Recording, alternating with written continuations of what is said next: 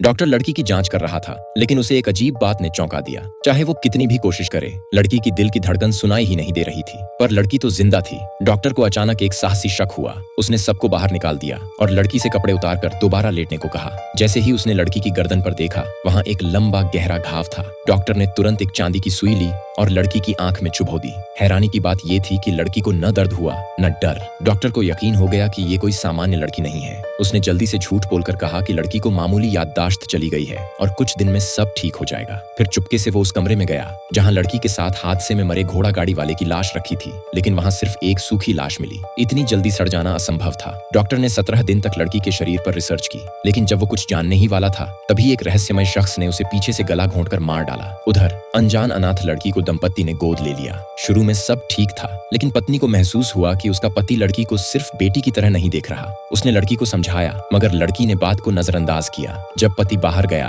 तो पत्नी ने लड़की को तोहफा दिखाने के बहाने तहखाने में बंद कर दिया और दरवाजा सील कर दिया। पति को बताया गया कि लड़की अपनी याददाश्त वापस पाकर चली गई। उसी रात एक पार्टी रखी गई जिसमें एक नकाबपोश लड़की को देख पत्नी चौंक गई। वो लड़की तो तहखाने में बंद थी। डर से भागकर वो तहखाने गई। दरवाजा अभी भी बंद था। जैसे ही दीवार तोड़ी, पीछे से वही लड़की आ पहुंची जैसे उसका मजाक उड़ा रही हो। पत्नी उसके पीछे चल दी और एक अंधेरी सुरंग में जाकर एक भयानक दृश्य देख चीख पड़ी। जब लोग आए तो पत्नी की गला कटी लाश मिली। पति को गहरा दुख हुआ। अगली सुबह पत्नी का अंतिम संस्कार हुआ। उसी समय दूर से उसका पिता आया, जिसने वहां अपनी मरी हुई प्रेमिका को मुस्कुराते देखा। जब उसने फिर देखा तो वहां कोई नहीं था। उसे लगा उसे भ्रम हुआ है। आखिर उसने तो खुद देखा था कि प्रेमिका की मौत बच्चे को जन्म देते हुए हुई थी। बाद में वो प्रेमिका की कब्र पर गया तो वही लड़की अचानक उसके पीछे आकर बोली, मैं तो अब भी जिंदा हूँ, बस बच्चा पेट में ही मर गया था। यह सुनकर वो बुरी तरह डर गया और भागने लगा। लड़की उसका पीछा करती रही जैसे खेल खेल रही हो। आखिरकार उसने उसे एक जगह पहुंचाया जहां उसकी मरी हुई बहू की लाश बैठी थी। अब बारी थी लड़की की असली योजना की। उसने रात को पति को एक नया घर देने का वादा किया, पर उसी रात उसे मार डाला। वो घर असल में मौत की दुनिया था। इसके बाद लड़की ने पूरे परिवार के मर्दों को मार डाला। जब जांच हुई तो जांच अधिकारी को लड़की का हार मिला जिसमें एक अजीब सा चिन्ह था। वह एक प्रोफेसर के पास गया जिसने बताया कि यह प्राचीन भारतीय सभ्यता का पुनर्जीवन चिन्ह है। पुराने समय में इस चिन्ह से मरे हुए राजाओं को जिंदा किया जाता था, लेकिन वे वापस आने के बाद भावनाहीन और निर्दयी हो जाते थे। प्रोफेसर ने बताया कि उसका एक छात्र इस चिन्ह को पढ़ने की कोशिश कर रहा था, लेकिन उसकी बहन की मौत के बाद वो भी गायब हो गया। जब जांच अधिकारी उसके घर पहुंचा तो वहां सिर्फ एक जली हुई इमारत और एक सूखी लाश मिली।